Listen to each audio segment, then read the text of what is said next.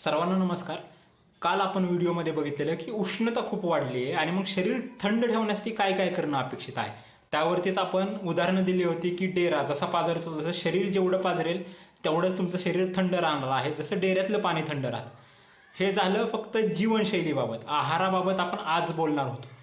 आहारामध्ये तुम्हाला अनेक अपेक्षित बदल करणं गरजेचं आहे। जे मागच्या व्हिडिओत मी सांगितलेलं की तुम्हाला खारट, तिखट, त्यानंतर आंबट आणि मसाल्याचे पदार्थ किंवा तेलकट ह्या गोष्टी पूर्णपणे टाळायच्या आहेत। मग खायचं काय? खायचं जे फळे आत्ता सीझनमध्ये आहेत, ज्यामध्ये फणस आहे, आंबा आहे किंवा इतर गोड फळे जे आहेत ते खाणं आत्ता अपेक्षित आहे, कारण की कोणतीही गोड गोष्ट हे तुमचं शरीर थंड ठेवण्यासाठी किंवा शीत ठेवण्यासाठी मदत करत असतं।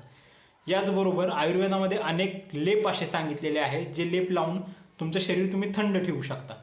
आणि आहारीय पदार्थांमध्येही ठराविक जसं की तूप असेल, दूध असेल किंवा मनुके असतील किंवा फालसा, खजूर ह्यासारखे जे फळं किंवा दुग्धजन्य पदार्थ आहेत ते तुमचं शरीर थंड ठेवण्यासाठी नक्कीच मदत करतात।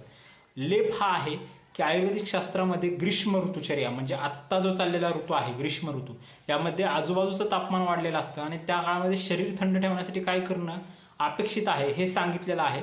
आणि पित्तव्याधी असणाऱ्या व्यक्तींमध्येही शरीर थंड ठेवण्यासाठी काय करणं अपेक्षित आहे हे सांगताना त्यांनी एक लेप वर्णन केलेलं आहे।